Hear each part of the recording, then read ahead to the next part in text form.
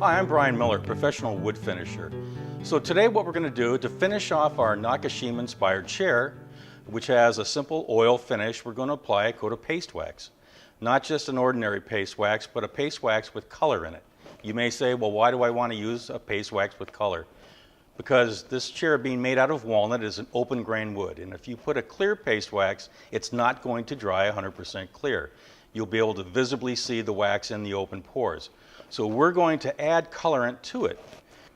So here we have a paste wax, a clear paste wax by the Johnson Company. This product you can readily find. It's widely available at your home box stores, your local hardware stores. And what we're going to do with this clear paste wax is add some colorant to it. This particular colorant is a finely ground pigment into an oil medium. These are called Japan colors. This one's made by the Ronin Company.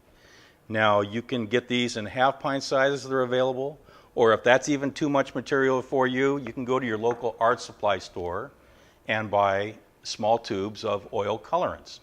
Artist oils. They're the exact same types of pigments that are in these larger containers. Okay, so now we're going to take our Johnson's paste wax, our clear paste wax, and put it into a double boiler. Now this is an electric double boiler. I'm sure you at home are much smarter than I am. You don't want to use gas, a flame, unless of course you're trying to look for a way to get rid of those bushy eyebrows.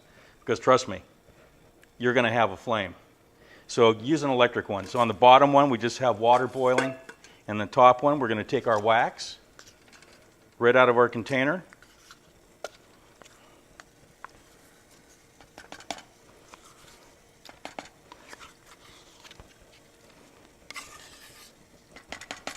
Now it'll take just a matter of minutes for this to heat up and return to a liquid state.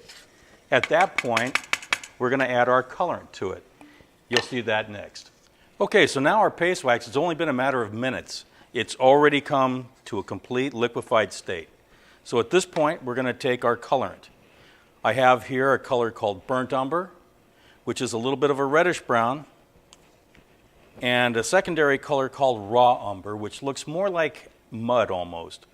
So we're going to mix some of the burnt umber into it to get that reddish tone that the chair has to it, and just a touch of the raw umber for a little bit of darker tone. You don't have to be exact with this. It's not an exact science. All we're trying to do is take it from a clear to a tone similar to what the chair is itself.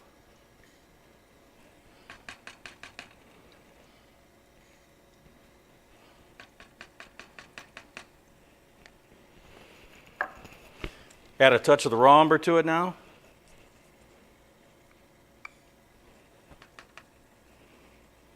I think I got shortchanged on this quart. It's not completely full. Better talk to my supplier about that. Now we'll give it a quick stir. And I'm going to look at it on my paint stick here and see if I think I want to add a little bit more color to it.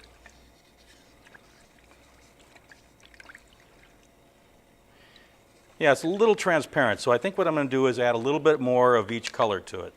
A little more of the burnt umber again.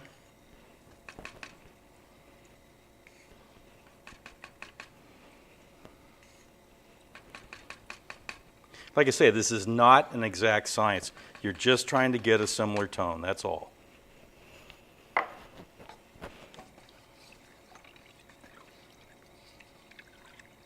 Yeah, that's better. So now the next step for this is we will take this off the heat, let it cool down, put it back in the container, and let it solidify. Now if you're impatient like I am, I'll put it back in the container and put it in the refrigerator. That'll speed up the process. Okay, so now we're taking it off the heat, the wax, and we're just going to pour it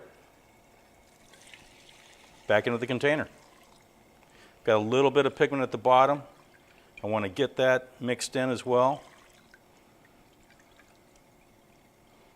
Almost looks like chocolate sauce, doesn't it? So now, like I say, we're going to put that in the refrigerator because I'm impatient and I want this to solidify quicker than later.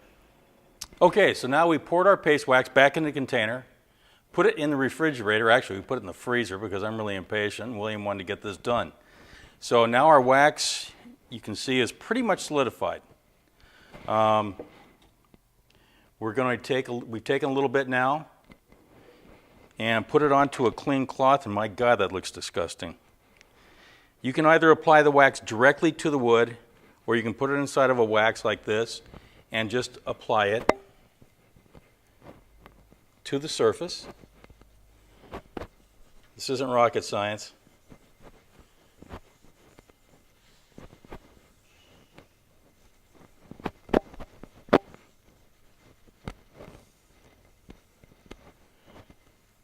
Now, just like wax in a car, we're going to let that haze come to a haze, and at that point, then we'll be ready to buff it off. Now, we've let the wax dry several minutes. Now we're just going to take a clean cloth. This has got a little wax on it, but it's fine. It's clean enough.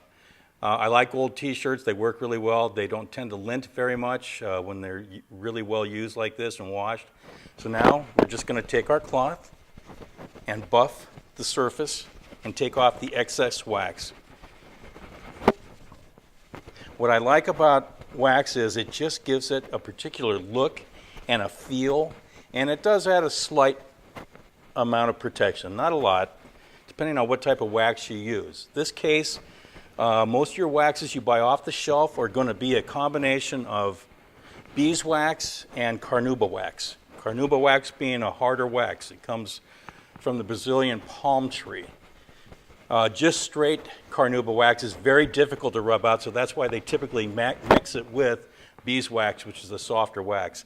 Now look at the beautiful glow that gives to the wood.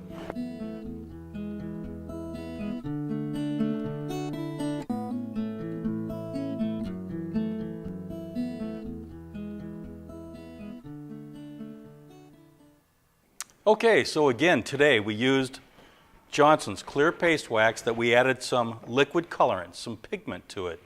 The reason being is if you can't find a colored paste wax off the shelf, you've seen how simple it is to make one yourself. The reason you do want to use a colored paste wax again is this is an open grain wood. Clear paste wax will not dry 100% clear. It will dry to a certain milkiness. You'll see it in the open grain. Not a good look for this beautiful Nakashima inspired chair. Now, later on, I'm going to show you in another episode, if you want to make your own paste wax and you want something that's even a little harder yet, here we have carnauba wax. And they've made it where it looks like little pumpkin seeds almost. So you would melt this down the same way we did this paste wax, mix it with a small percentage of beeswax, depending on how hard you want the wax to be. You have complete control over that when you're mixing the wax yourself. So I could take a ratio of, say, 2 parts carnauba to 1 part beeswax. With the beeswax here, I take it and either cut it with a knife, an X-Acto blade, or you can put it on, say, a cheese grater that your wife will really hate you for using. And put it into the double boiler the same way, but then you're going to have to add some solvent to it to make it go to a liquid. We'll talk about that at a later episode. Thanks for joining us today, and I hope to see you soon.